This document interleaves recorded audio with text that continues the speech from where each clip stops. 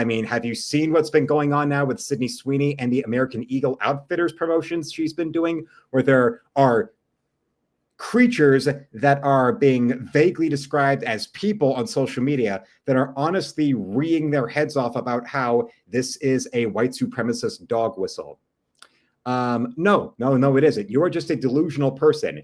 And how miserable and joyless and sociopathic is your life? If you're looking at an attractive lady modeling jeans with a tagline that has a pun about denim, and you're screaming that it is something to do with eugenics, well, you conveniently know nothing about the actual history of the eugenics movement because it incriminates the Democratic Party as being responsible for all the bigotry and population control in America. Since the eugenics movement began with rich, privileged lefty Democrats, and at least in its American form, and being led by Little Miss Margaret Sanger, the woman responsible for the founding of Planned Parenthood. It wasn't initially called Planned Parenthood back in the day, but still it gladly took taxpayer dollars under the guise of it being all about providing free taxpayer-funded birth control or health care for those, when really it was about how her and her kind thought that the poor, and especially the poor that were Black, did not need to go and perpetuate themselves anymore.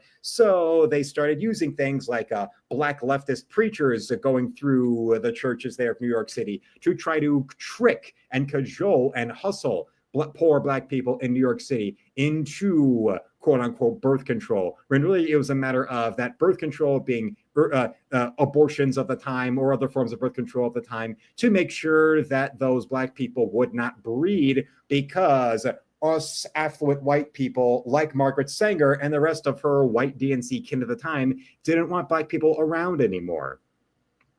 Oh, yes, that is true. Not that any of these women that are screaming master race and white supremacy at Sydney Sweeney in a jeans commercial would ever understand this or know this. And the only real thing to get from any of this that shows any kind of sense of knowledge from these idiotic leftists, these professionally brainwashed TikTokers, and their 20 fucking asswipe social media bot accounts, and to megaphone these 10 psychos and all that. And of course, every one of these idiotic op-eds or idiotic articles, clickbait articles about this from websites that are all cheering for whatever is the most unhinged Portland Pinko cause, like Salon, are trying to say that this is a deluge of outrage. And then the best they can do is show you 6 tweets, which is probably just the only 6 people that actually care about this. And then, well, they'll get their 20 sock accounts each to go and pump it up across Blue Sky or across X. And then whichever complicit little biased lefty media idiots will go on in and keep on putting that in there and putting that out there. And why really? What did I say before about how feminism, whether from men or women, it's just an excuse for politically for people that can't stand to see people that are prettier than them get any more attention or success than them. So they want to make the world ugly as they are, both inside and out, because every single lazy as hell generic parable coming from the hideous, the biggest example of ugly Americans in the entertainment industry, it's all pure bullshit when they try to tell you about inner beauty. You did any sort of inner beauty little, magical chat test on the types that want to go and make sure that all advertising and all film actors and all video game characters are as ugly, as miserable as professionally offended types from Seattle are, they would be just as hideous as their quote unquote true self, even though these people are so empty and a waste of life that they don't have a true self. That's why they have to live a life all about being outraged all the damn time. Because they look at Sydney Sweeney and, well, especially in her case, her being the pretty blonde, big-titted actress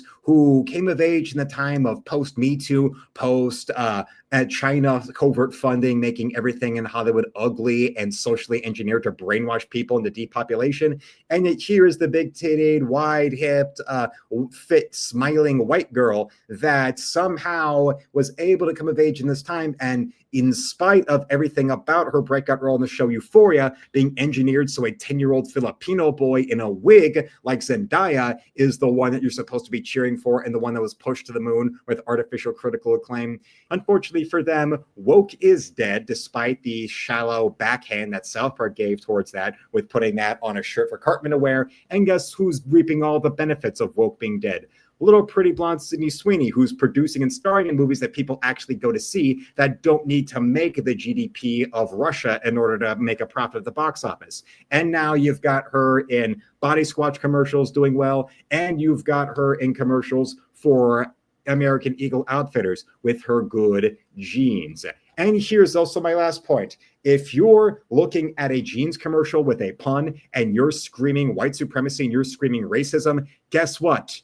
If everything you see has something to do with this bigotry, paging Dr. Freud, it is you who are the racist. If you see a pretty white girl and you start screaming about eugenics and about racism, no, it's nothing to do with her or her advertisers, especially since American Eagle is run by a family of Jews, okay? It's you, Bunifa Tiquanda, with the BLM shirt glued to your body. Not because you want to wear it all the time, but because you're so goddamn fat you can't take the shirt off anymore.